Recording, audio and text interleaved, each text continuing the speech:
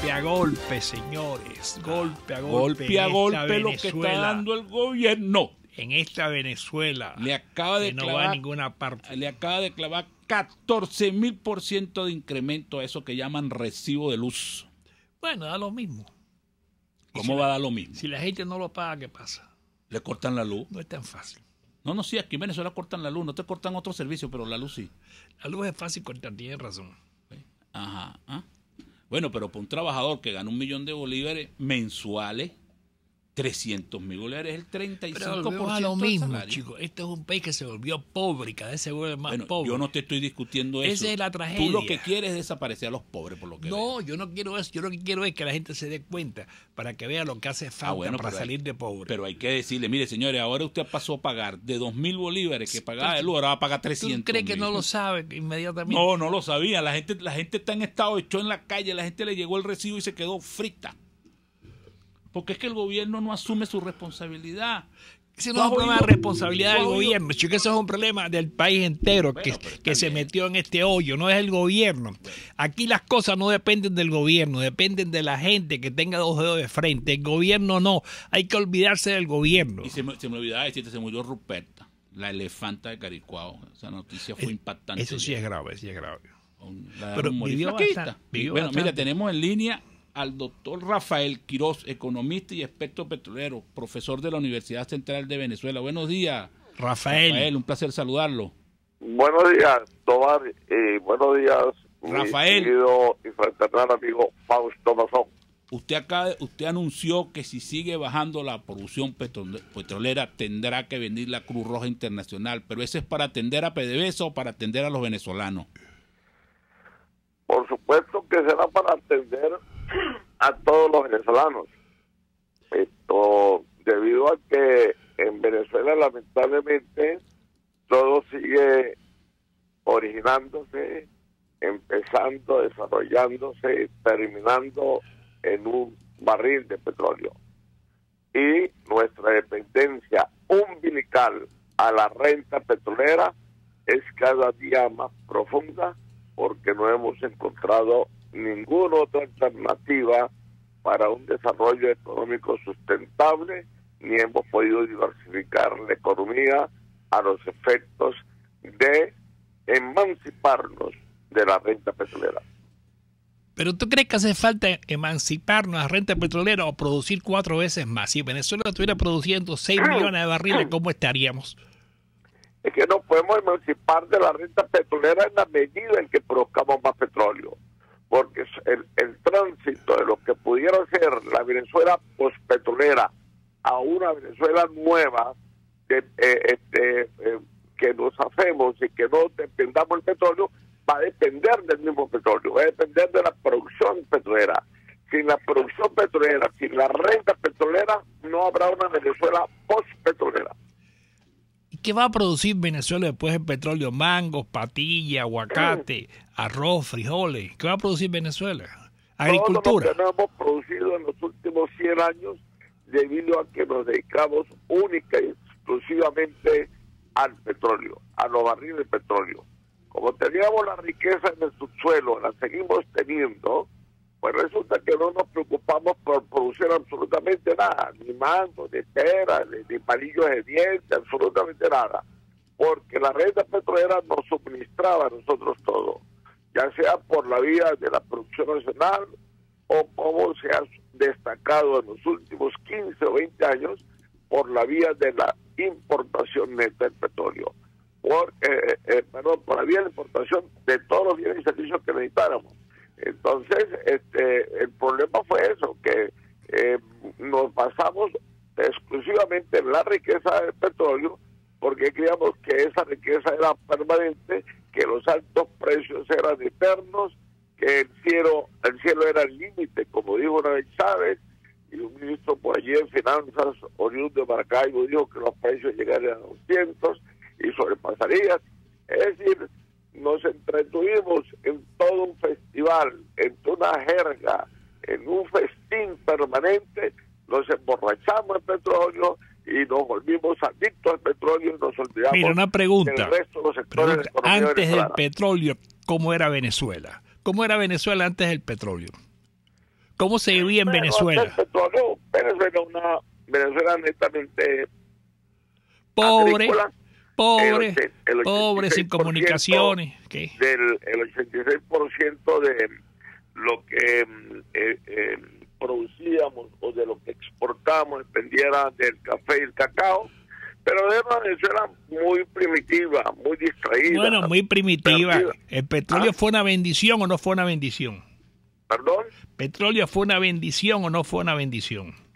Yo creo que fue una bendición. Lo que pasó fue que a su vez lo convertimos simultáneamente y contradictoriamente en una especie de maldición, porque, repito, no nos ocupamos de otros sectores, de otros factores de la economía nacional. El petróleo se tragó la economía agrícola que venía gestándose durante todo el siglo antepasado. Y bueno, apareció el petróleo, que se trataba de una riqueza allí que nos había llegado gracias a la providencia. Y lo que tenemos era que simplemente abrir el chorro del petróleo, cerrar la válvula de la industria petrolera, abrir los grifos, etcétera, en la medida en que tuviéramos necesidad. Pero el hecho fue que, repito, hicimos una dependencia umbilical de esa riqueza petrolera, que por supuesto, por lo demás, no es renovable, pero nos descuidamos en haber desarrollado, haber hecho invenciones en muchas cosas. En más de 100 años de actividad petrolera, nosotros aquí no producimos prácticamente ni un tornillo. Pero una pregunta, para la misma industria. Una pregunta. Aquí no producimos el primer taladro. Una pregunta. Los hemos importado, cuando perfectamente ya hemos podido haber producido, por lo menos estar produciendo los taladros para las perforaciones de los pozos. Bueno, ¿qué es más fácil, producir taladro o producir 6 millones de barriles en vez de 1,5 millones? ¿No será que Venezuela se hundió porque hubo una gente que decía no hay que producir petróleo, hay que dejar el petróleo bajo tierra, es mejor no, el petróleo es malo? ¿El petróleo es bueno o es malo? ¿Es una bendición o es una maldición? No, como te dije antes, es una bendición. El petróleo es bueno, la riqueza es buena, siempre y cuando se sepa manejar. El problema, repito, Fausto, fue que esa dependencia umbilical del petróleo fue lo que nos paralizó a nosotros, lo que evitó que desarrolláramos otras fuerzas u otras economías alternas, que diversificáramos nuestra economía. Nos olvidamos de eso porque como había tanta riqueza y éramos un país eminentemente petrolero, repito, entonces no tenemos que preocuparnos ni ocuparnos absolutamente nada. Se trataba simplemente de que habían problemas en Venezuela, habrá más los grifos para que venga más petróleo, de modo que hayan más ingresos. Es decir, nosotros prácticamente el ingreso fiscal lo petrolizamos. Y bueno, y lo que tenemos es ahora que precisamente despetrolizar el ingreso fiscal. Y dependemos única y exclusivamente de ello. Pero por supuesto, gracias a Venezuela, gracias al petróleo, a la presencia del petróleo remarcada en la actividad económica del país, bueno, logramos hacer lo que se logró. Pues Venezuela era repito, antes el petróleo, antes de la aparición, era una Venezuela estancada, una Venezuela primitiva, distraída, prácticamente adormecida en su destino. Aquí se sembraron de carreteras y de calles, y qué sé yo, y avenidas, y distribuidores viales en toda Venezuela. Rafael. Aeropuertos, helipuertos, unidades educativas, etcétera. Tampoco fue que todo se arrochó, ni todo fue maldición, ni todo nos lo robamos, ni todo lo malbaratamos. Hubo mucho de eso. Lo que hoy en día Venezuela, su grado Rafael, dame un momento. Un minuto, Rafael. Rafael, estamos conversando con Rafael Quiroz, economista en el área petrolera, experto y profesor de la UCB, de la Universidad Central de Venezuela. Rafael, hay un problema en Caracas que se ve mucho, ¿no? Yo no sé si se está ocurriendo también en el interior del país, que solamente se consigue gasolina de 91. Eso pareciera que tiene que ver con que las refinerías están paralizadas, que también está paralizado los mejoradores de crudo. ¿Tú crees que eso se va a agudizar, eso de la gasolina en Venezuela? Eso cada vez va a haber menos gasolina de 95 para producir la de 91 producto de los problemas de las refinerías. Sí, por supuesto que en primer lugar, originariamente es producto de que nuestra refinería no está trabajando a su máxima capacidad de refinación. Nosotros tenemos una capacidad instalada de refinación de 1.300.000 barriles en las 6 refinerías que tenemos. Las 3 del complejo refinador de Paraguaná, el Palito, Puerto de la Cruz y la de San Roque. Esas 6 refinerías, están trabajando una capacidad de escasamente el 32-33% de su capacidad, valga la redundancia. Es decir, que no estamos produciendo ni siquiera 400.000 barriles diarios.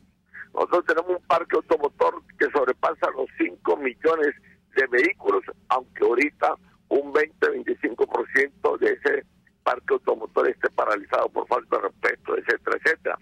Pero el hecho es que no estamos produciendo la suficiente gasolina para nuestro propio consumo interno y tenemos que estar importando del imperio nada más y nada menos que 54.000 barriles diarios de gasolina.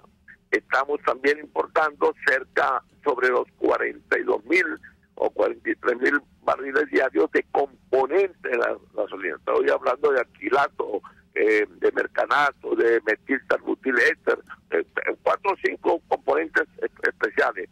¿Por qué? Porque las plantas que producen esos componentes, como el alquilato, ahí hay 2 o 3 plantas de alquilación paralizadas en el complejo refinador de Paraguaná, 1 o 2 plantas de alquilación del Palito también están paradas. Entonces tenemos que comprar el componente, pero también a su vez tenemos que estar comprando ahorita crudo liviano de 37 grados API, y por una cantidad cerca de 60.000 barriles, para poderlo mezclar ese crudo liviano con el crudo extrapesado de la faja, para poder tener crudo de 17, 18 grados API, ese es lo que llamamos Merey 16, Merey 17. Pero todo eso es debido a que no hemos podido supervisar, no hemos podido hacer el mantenimiento ni siquiera a las refinerías en los últimos 10, 11 años. Y de allí vienen los accidentes también industriales de la refinería, que varios o muchos de esos incendios no han podido tampoco repararse. Total que la industria petrolera adolece y sus condiciones prácticamente de quiebre, pero en forma obsoleta. El tratamiento que hay es debido también a la carencia de capacidad, de recursos humanos, de gente que sea preparada para manejar la industria y que sea competente, y no precisamente profesionales de otras áreas, de otros temas que nada tienen que ver con el petróleo. O sea, que lo que hay es que lo que hay es que no traer a la Cruz Roja, lo que hay es que traer un cura para la extremaunción de... Sí, pero puede traerse, bueno, los curas los hay aquí, ¿no? ¿Por qué? Porque con lo que usted acaba de decir, PDVSA, mire, con lo que usted acaba de decir, PDVSA no está en agonía, está en terapia intensiva. Pues sí, porque aparte no tiene una deuda para seguir un poco más con la situación dramática que nos aqueja en términos petroleros. PDVSA tiene una deuda que sobrepasa, una deuda consolidada que sobrepasa los 85.000 millones de dólares. Y tiene una deuda muy particular que ha debido pagarse ayer, por decirlo así, pues. Eso, por primera vez, PDVSA se retrasa en el pago de los bonos de PDVSA. Y tiene en estos momentos 1.974 millones de dólares por vencimiento de bonos del 1 de octubre hasta el 31 de mayo. Por primera vez en la historia de PDVSA no se pagan los intereses ni los bonos para que quiera, para los tenedores que quieran cambiarlo, que quieran cobrar sus intereses. Además de eso, tenemos una deuda de 2.030 millones a Conoco, que tenemos que pagarle por indemnización a las expropiaciones que se hicieron en el año 2007. Eso da ya 4.000 millones de dólares. Y tenemos 1.000 millones también más que le debemos a Repsol y a la Eni de Italia, Repsol de España y Eni. Son un total de 5.000 millones de retrasos. Más allá, repito, sin contar el desglosamiento de lo que ya, de todo el monto o deuda total consolidada de 85.000 millones de dólares. Para ponerle la guinda, como dicen, a la torta, bueno, este año, en lo que va de este primer semestre, han emigrado de Petróleo de Venezuela sobre los 7.500 funcionarios, empleados. El 85% de esos funcionarios son profesionales. Y de esos profesionales hay un promedio de 32 años de servicio promedio de esos 85% de profesionales que han emigrado y que se han ido, del total de 7.500 y pico. Es decir, nos estamos quedando sin recursos humanos. Y mucha de esa gente se ha ido, por cierto, de las refinerías. Y entonces, las refinerías, por supuesto, entonces adolecen aún más de la gente capacitada y preparada para manejarlas. También se ha ido personal obrero, pero calificado en tanto en cuanto tienen expertise y tenían años allí en la industria petrolera. Y todo esto viene, entre otras cosas, para mí lo fundamental, uno de los problemas básicos que fue determinante para todo este desastre es haberle asignado a Petróleos de Venezuela, Fausto y Tobar, tareas y también responsabilidades que no son propias de la industria petrolera. Haber utilizado PDVSA para importar alimentos, y luego se pudrieron ahí por allá 120 millones de alimentos se pudrieron, asignar en la construcción de casas, etcétera, etcétera. Cosas que están ajenas a cualquiera de las 5 fases de la industria petrolera y a lo cual no se dedica ninguna empresa petrolera del mundo, se dedica a esas tareas. Eso desvirtuó y distrajo y desvió la responsabilidad fundamental de Petróleo de Venezuela. Cuando esas tareas... Rafael, tenemos que ir a publicidad, pero cuando regresemos queremos seguir conversando contigo. Y la pregunta es cómo la gente aguanta eso, chico. ¿Qué le pasó a este país? ¿Y qué hay que hacer para sacar a PDVSA? PDVSA? ¿Qué le pasó a este país? O sea, en época de Ecopay no pasaba eso. ¿Qué le pasó a este país? Ajá. ¿Por qué el país se volvió tan blandengue que ocurren esas cosas a comerciales? Usted escucha Golpe a Golpe por RCR 750 AM. Son las 8:18. Puedes seguirnos en nuestras redes sociales. En Twitter, @RCR750, la radio que se ve. Ellos sí que no saben nada. Y así nos va. El espacio donde se tocan los temas más candentes de interés político y nacional. Y así nos va. En este programa, la picardía y el humor inteligente son los protagonistas. Pura cabilla. Lara y Hernández descosen y revelan los secretos más oscuros del acontecer político. Y así nos va. De lunes a viernes a las 4 de la tarde. Por RCR 750 AM. Una crónica de la actualidad. Golpe a golpe. Solo por RCR. En Golpe a Golpe. Oye, ¿quién va a ganar el Mundial de Fútbol? No, estamos conversando con Rafael Quiroz, economista. Pero a Rafael Quiroz, una pregunta, Rafael Quiroz, ¿quién va a ganar el Mundial de Fútbol? Bueno, yo con mis humildes conocimientos que tengo sobre fútbol por haber sido futbolista, nada más y nada menos que en el Táchira, que es la sede de la Catedral Sagrada. Tienes muchos conocimientos, pero eres un experto. ¿Quién va a ganar? Defínete. Bueno, pero me voy a definir, pero déjeme hacerle la instrucción porque doy los pronósticos humildes que voy a dar. Pues tengo presente futbolístico, no está de más de decirlo, Fausto. Yo creo que ¿quién va a ganar? ¿Quién va a ganar? Pero con cuidado. Para mí, el preferido es Brasil, segundo Alemania y tercero Rusia. y podemos meter en el cuarteto final a Colombia, que creo que podría llegar a la cuarta final y hacer un papel bastante interesante. ¿Por qué Colombia ha llegado tan lejos y Venezuela no ha llegado ni a la esquina? Porque Colombia ha sido el maestro en Venezuela del fútbol. De todo, yo creo que de todo. De allí que los estados fronterizos a Colombia, y en este caso Táchira, tenemos bastante pasión por el fútbol, porque nosotros en verdad aprendimos fútbol fue por Colombia. El resto de los estados se inundó fue de béisbol, precisamente debido a la llegada. Y Colombia está produciendo más petróleo que Venezuela. Por las cuales llega el béisbol en Venezuela, pero el Táchira aprendió fútbol y Venezuela aprendió fútbol fue porque nos la transmitió, y como ciclismo también, porque nos la transmitió en parte de Colombia, donde el fútbol y el ciclismo son dos religiones. Entonces, ¿qué vamos a hacer en Venezuela? ¿Nos vamos a Colombia, nos vamos a Miami o vamos corriendo?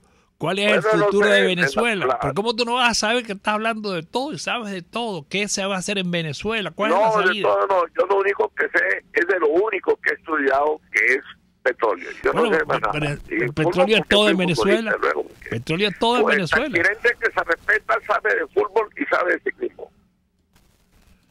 Bueno, vamos. Mire, ¿y cómo vamos a rescatar PDVSA? ¿Cuál es tu planteamiento para rescatar PDVSA? Vamos a venderle en pedacitos, liquidar PDVSA y que cualquiera invierte en petróleo. No es lo mejor, cerrar PDVSA. No, eso no es lo mejor, eso es lo peor. Lo peor que podemos hacer es ir precisamente venderla, ¿no? ¿Cómo que lo peor? Vamos a seguir con ese muerto arriba, cargando el muerto. No, pero se trata simplemente de traer gente apropiada. Imposible, chico, imposible. Para que levante la producción que la hay. No hay gente apropiada. Para ello. Un negocio privado. Hay que saberlo escoger, ¿no? No, un negocio privado. Tú coges un portugués que tiene un pequeño abasto y el portugués cuida el abasto. Cuando algo es público, no es de nadie, nunca mejora, chico. Las propiedades públicas en Venezuela no mejoran. No, eso no es cierto, Fausto. Eso no es cierto. Si usted ve los 13 primeros años de gestión administrativa, tenía la gerencia que venía de antes, Nada más y nada menos que el gobierno general, precisamente el general Alfonso Rabán. Venía la gerencia de antes. Venía 13 años primero, venía la gerencia de antes. Años de PDVSA, y decían que era una gloria, que algo, una empresa muy bien gerenciada, eficientemente bien manejada, etcétera, etcétera. Allí el Estado era buen empresario. ¿Por qué era buen empresario el Estado? ¿Por qué era eficiente el Estado? Porque había escogido personas preparadas para manejar la industria petrolera. Ahora, si usted escoge personas militares que no saben absolutamente nada de petróleo, igualmente te fracasan cualquier empresa privada petrolera que haya también.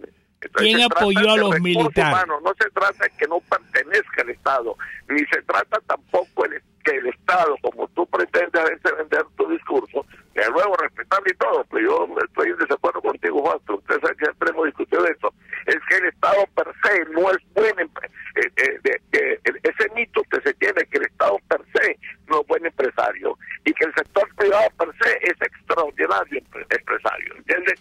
¿Qué pasó con el socialismo en el mundo? El Estado es buen empresario si se escoge el recurso humano eficiente, capacitado y preparado, y eso está demostrado. ¿Cómo no? En Rumanía, en Rusia, en Cuba. En la economía venezolana. No, al revés. Y el dime un privado es mal empresario también cuando escoge malos empresarios y gente no preparada, como es el caso de la crisis bancaria en 1994, donde tiraron por el suelo los 18 primeros y más importantes bancos de aquella época, y lo estaba manejando era el sector privado, para que vean que el sector privado también es pésimo empresario cuando escoge a un Rafael Quiroz o un Fausto Monzón a manejar la industria química. Pues, ¿qué puede saber Fausto y Rafael Quiroz de química? Pues absolutamente nada, pues va a ser mal empresario, pero también lo será el sector privado si escoge a esas mismas personas para manejar esa clase de empresas. Mira, el sector bancario, lo que pasa es que se podían robar el dinero del banco, no les pasaba nada.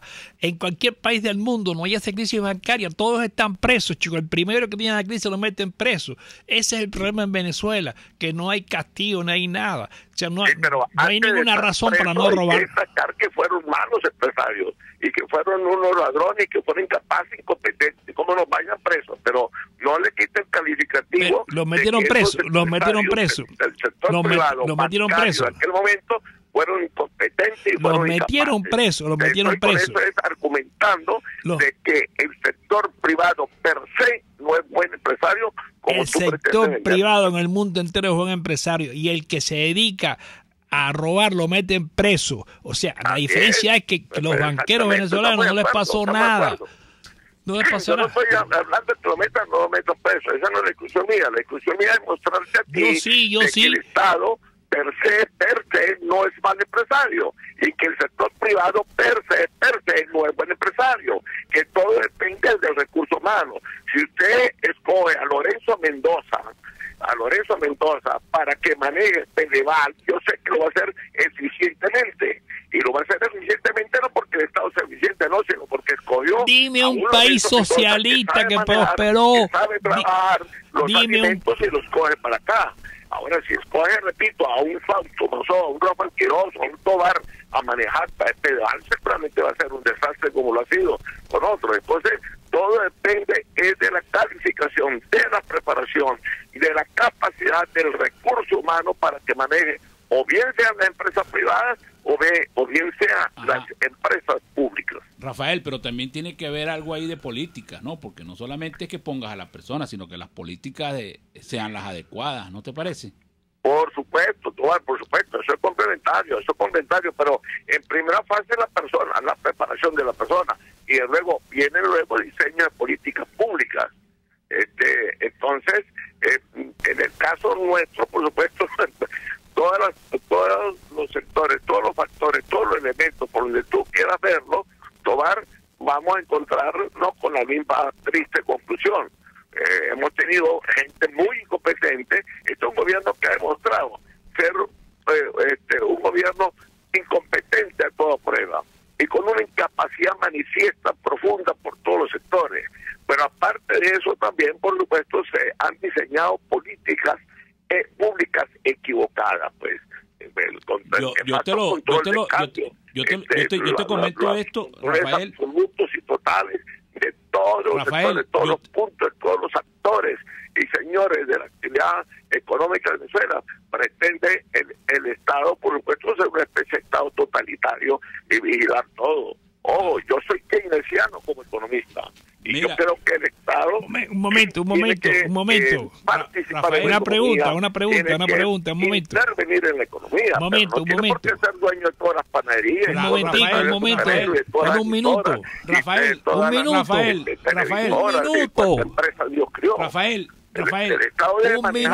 danos un minuto porque tenemos que despedirte, Rafael, tenemos que despedirte por razones de tiempo. Oye, se acabó el programa, nos dejaste sin tiempo. Tenemos que despedirte por razones de tiempo. Hemos conversado con Rafael Quiroz, economista, experto petrolero y profesor de la Universidad. ¿Hemos conversado o ha sido un monólogo? No, hemos conversado con él, hemos conversado con Rafael Quiroz. Y vamos a publicidad. Ni de suerte, ni de gracia, ni de pecho. Es Golpe a Golpe. Son las 8:28. Puede seguir nuestra programación a través de rcr.tv, la radio que se ve. El siguiente espacio educativo está dirigido a niños, niñas y adolescentes. RCR presenta Todo se puede, una producción nacional independiente de Mayra Prado, certificado número 16923. El cambio es acción. Muévete por tu salud. No tienes excusa. Tú puedes. ¿Quieres niños más inteligentes? Déjalos jugar. Cada día ponemos más barreras para no jugar con nuestros niños. La jornada laboral, los espacios físicos de la ciudad, el tamaño de nuestra casa. Las consecuencias de un ambiente privado de juego las sufren ellos, traducidas en menos oportunidades para disfrutar sus beneficios. Hoy escucha los beneficios del juego sobre la inteligencia de los niños. Inteligencia pura. Desde el punto de vista cognitivo y social, el juego hace a nuestros niños más aptos para su vida presente y futura.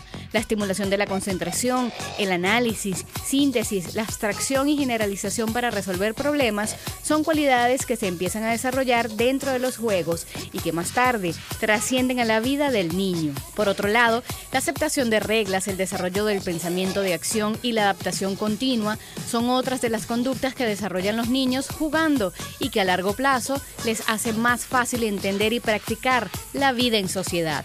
Solo en 30 minutos de juego guiado por un adulto, tú puedes influir de esta forma tan positiva.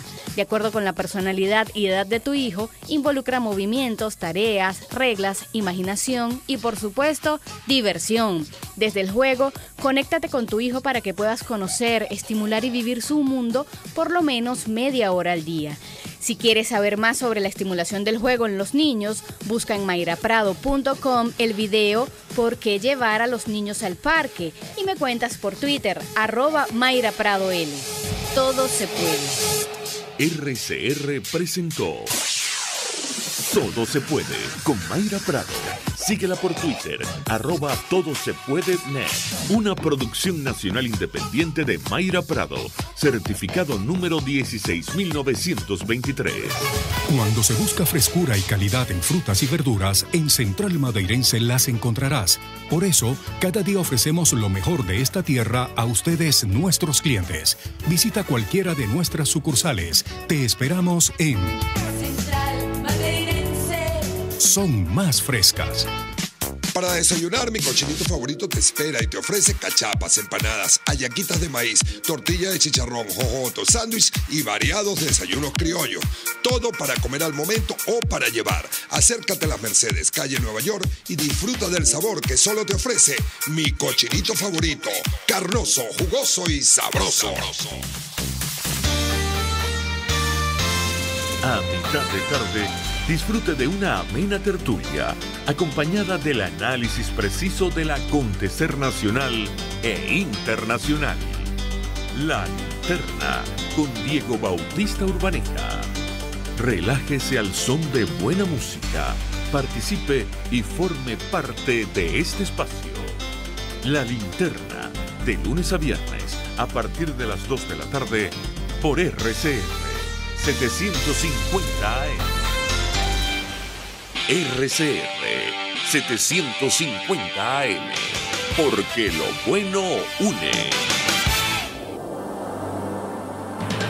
Golpe a golpe, el cuento completo entre lo irónico, lo serio y lo ácido.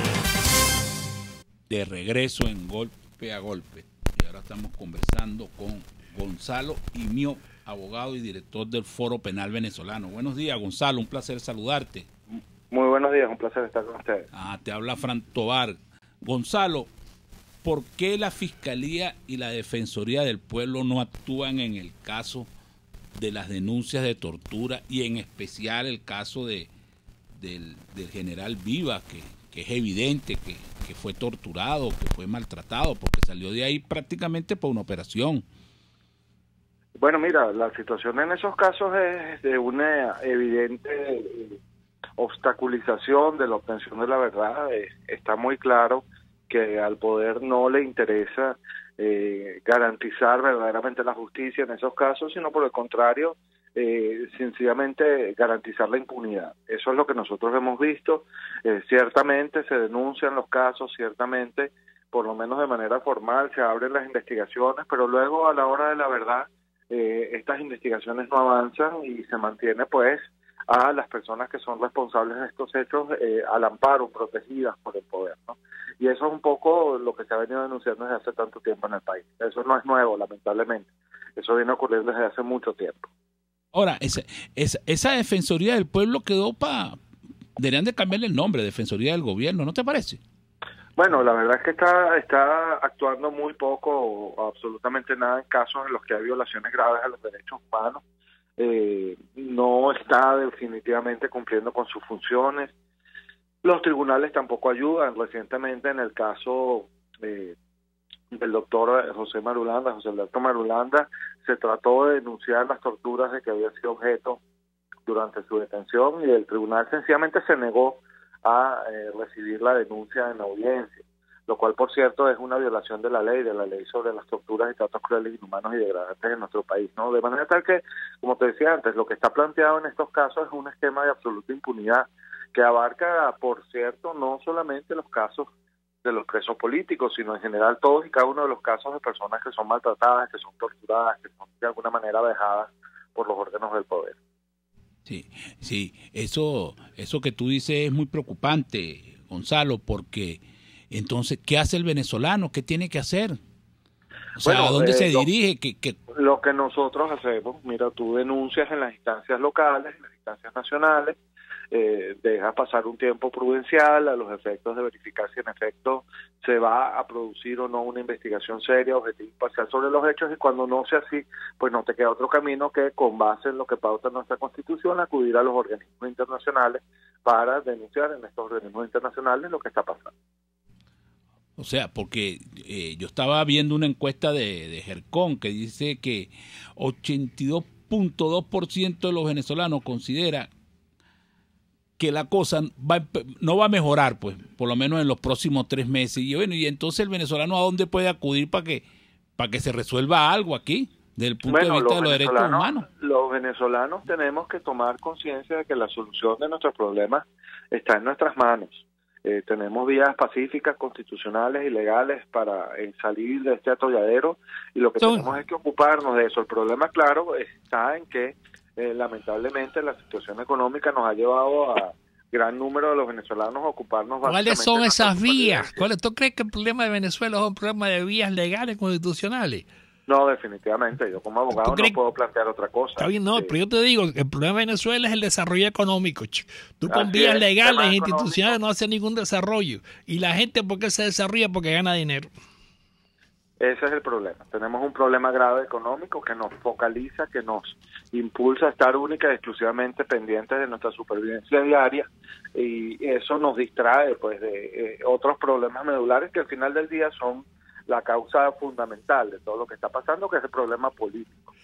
¿Tú crees que es el problema político o es el problema de haber confiado tanto en el petróleo y de decir el petróleo es nuestro, no creer en la inversión privada? ¿Tú crees que el problema de Venezuela es político o es la visión? El problema es político, sí, en el sentido de que esa visión que tú estás planteando es una visión que nace desde una guiatura política que nos ha impulsado a pensar que somos ricos, que como tenemos petróleo no tenemos que hacer absolutamente nada más, y eso es un error, definitivamente, ¿no? Y eso ha traído evidentes consecuencias económicas muy graves, ¿no? Como las que estamos padeciendo hoy todos los días. Todos los que nos están escuchando hoy están absolutamente claros que esta destrucción sistemática de no solo nuestra industria petrolera, que cada vez va de mal en peor, sino también de lo que es el aparato productivo en general. ¿Pero quién la destruyó? Te pregunto, ¿quién la destruyó? No, yo estoy absolutamente claro que es el gobierno con una política. Antes el gobierno, ¿quién creó la industria petrolera? ¿Quién la creó? La Shell, la Exxon. O sea, no hay que llamar de nuevo a las empresas privadas y a invertir allí.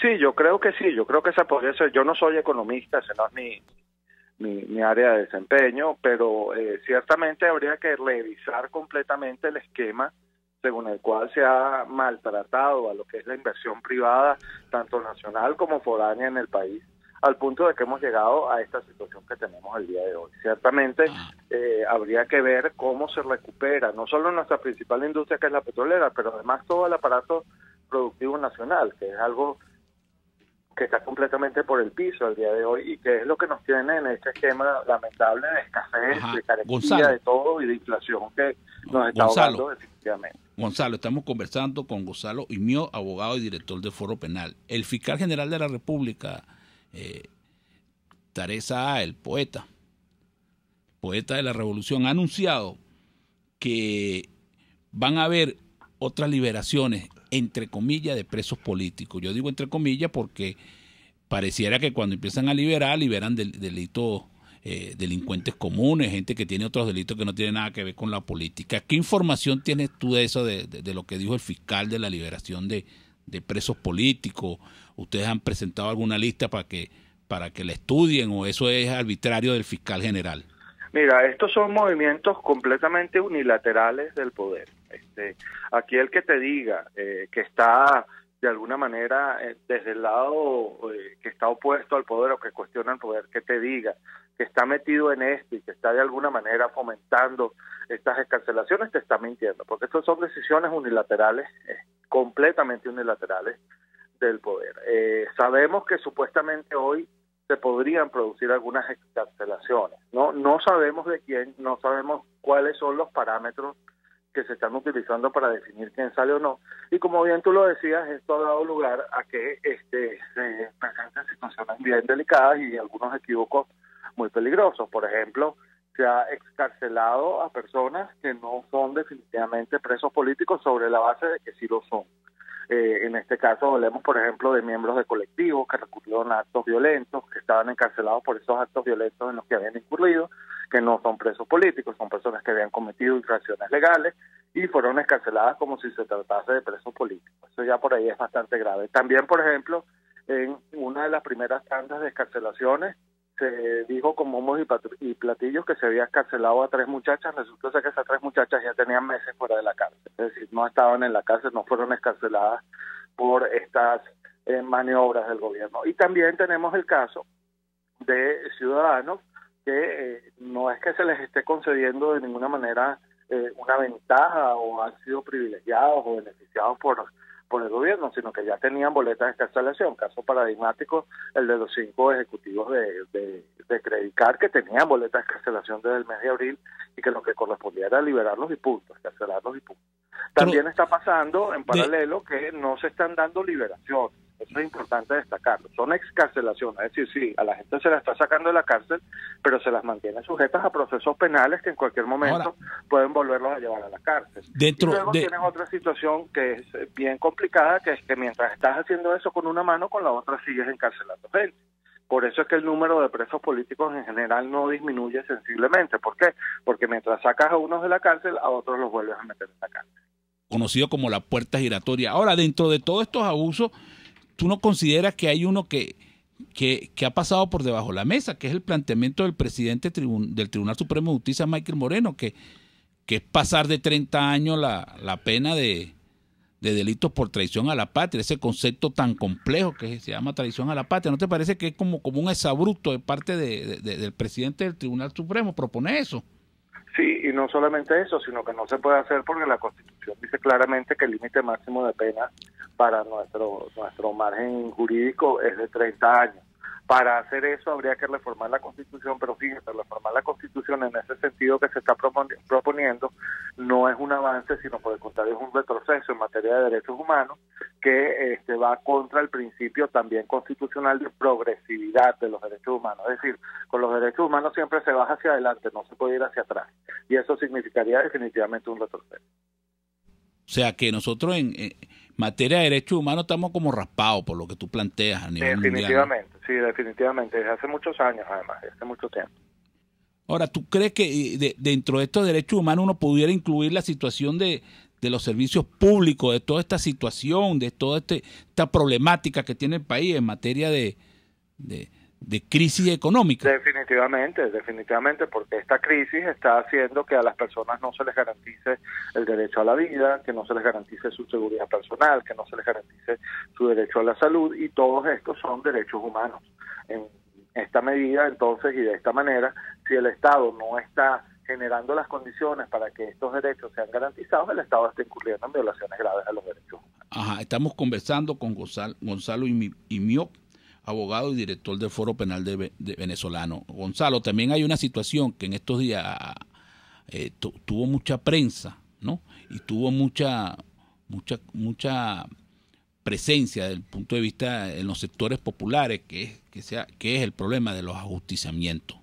Ya hay bastantes denuncias de familiares, de personas que supuestamente caen en confrontaciones o en enfrentamientos con la policía, y entonces ya hubo una denuncia de un político famoso y ya bueno, en la calle se empieza a sentir que las fuerzas de seguridad son peligrosísimas. En la calle no le gusta también un poco eso a la gente.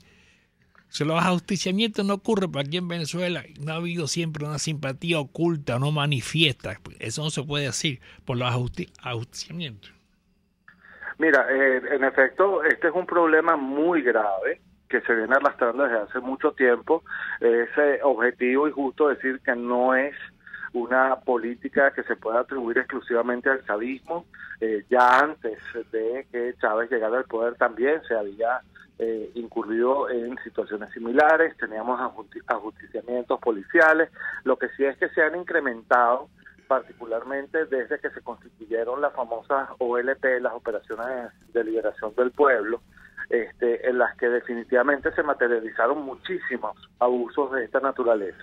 Y ciertamente aquí no solamente se está incurriendo en violación del derecho a la vida, que incluso una persona siendo delincuente tiene derecho a que se le respete su derecho a la vida, sino también que se está incurriendo en ajustes de cuentas, en situaciones en las que definitivamente no está claro que la persona ni siquiera se haya enfrentado a los cuerpos policiales y no se están investigando. Eso es lo no, grave. es verdad, pero el delincuente que mata a una persona, el muerto tiene derecho a la vida, las víctimas de los delincuentes tienen derecho a la vida.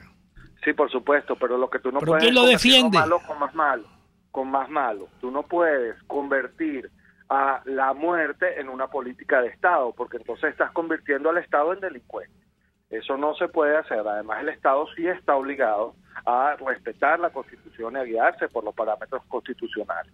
De manera tal que no se puede decir, que es que como los delincuentes matan, yo los voy a matar a ellos también, porque eso es volver a una especie de justicia retributiva que es propia de épocas antiguas, que ya no es propia de la época moderna y que al final del día resulta siendo peor. En las épocas antiguas había más delincuentes o menos delincuentes. Eso no lo podemos afirmar, eso no lo puede afirmar nadie. Lo que sí podemos decir es que el esquema de violencia lo que genera es más violencia y que por eso fue superado. En ninguna parte del mundo donde se abren las puertas a escuadrones de la muerte, donde se abren las puertas la China comunista, había delincuentes en la China comunista. En la China comunista. Se acabó con, mira, la China comunista acabó con todo eso. Bueno, pero eso no quiere decir que la China comunista esté actuando conforme a lo que debe ser un Estado de derecho. Se volvió el país más próspero del mundo. Se volvió el país más rico del mundo. Y uno de los países considerados parias y criminales como lo ejecutan en sus políticas de Estado. Tú no puedes combatir la delincuencia convirtiéndote tú en un criminal. Eso es un contrasentido. Y en eso hay que ser radical y hay que ser efectivo. En otros países mucho más prósperos que China en sus pequeñas dimensiones, no hay pena de muerte. No se dime un país mucho más próspero que China. Dime un país, ¿cuál? Noruega, por ejemplo. Noruega es un país, ¿cuántos habitantes? ¿Cuántos millones de habitantes tiene? Son 8 millones. China, ¿cuántos tiene? 1.300 millones. Funcionan igual. La verdad es que este debate no creo que vayamos a llegar a nada, porque yo soy un defensor de la vida y no creo que el Estado tenga derecho de ninguna manera a estar asesinando gente sobre pretexto de que se trata de supuestos delincuentes, porque el problema está en que la etiqueta de delincuente, sobre todo en esquemas de país como el nuestro, te la pone cualquiera en cualquier momento. No hay forma de evitar que un policía, por ejemplo, decida que tú eres un delincuente el día de mañana y te asesine simulando un enfrentamiento. Eso es absolutamente absurdo y no se puede permitir bajo ningún respecto. Pasaba antes de Chávez. ¿Tú estás de acuerdo con lo que pasa en Venezuela ahora? No, pero eso no lo va a responder, Gonzalo, eso no lo va a responder cuando regresemos de publicidad. Estamos conversando con Gonzalo Imió, abogado y director del Foro Penal Venezolano. Vamos a publicidad. Usted escucha Golpe a Golpe por RCR 750 AM. Son las 8:48. Sintonícenos a través de Periscope, @RCR750, la radio que se ve. En Cauchera Fran Luis tienen neumáticos nacionales e importados en todas las medidas, pero también montura, alineación, balanceo, amortiguadores, rines, freno, mecánica ligera, todo con tecnología de punta. Bajando por la avenida Baral, al final, después de la estación de servicios y al lado del banco, teléfono 0412-815-6712. Cauchera Fran Luis, tu mejor opción. Miedo de consultar a un urólogo. Cualquiera sea el problema, la Unidad Urológica Integral Urodermi tiene la solución. Cuentan con la más avanzada tecnología en robótica y otras técnicas en cirugía mínima invasiva. Piso 1 de la Policlínica Metropolitana, 985-1768. Urodermi, Unidad Urológica Integral. En RCR somos vanguardia. Toda la programación de tu RCR también la puedes seguir a través de la internet. Audio y video en tiempo real. Noticias y mucho más. No te pierdas ni un segundo de nuestra programación. No hay excusa ni cadena que valga para que dejes de escucharnos. Ingresa a rcr.tv, la radio que se ve.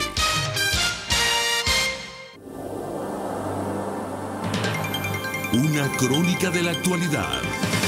Golpe a golpe. Solo por RCR.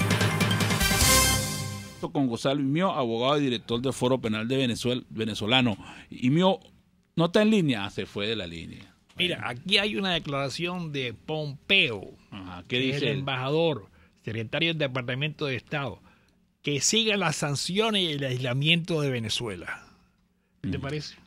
Bueno, okay. Es muy preocupante porque los países que eran muy cercanos a este gobierno empiezan a tener una actitud producto de la crisis que están viviendo en sus países. Los venezolanos que van para allá, sobre todo los del CARICOM, empiezan a quejarse de la cantidad de venezolanos que están yendo para allá con enfermedades y con problemas económicos y que le están generando situaciones muy complejas a esas islas. Yo te hago una pregunta.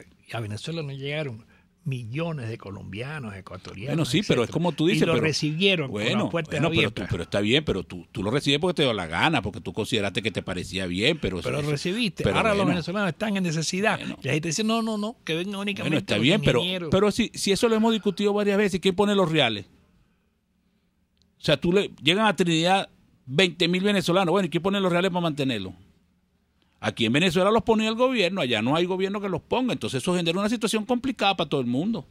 Por eso quiere decir, nosotros en esa materia, hay que reconocerlo, fuimos irresponsables. No irresponsable. La cuarta fue irresponsable, sí, porque dejó crear fuimos esos humanitarios.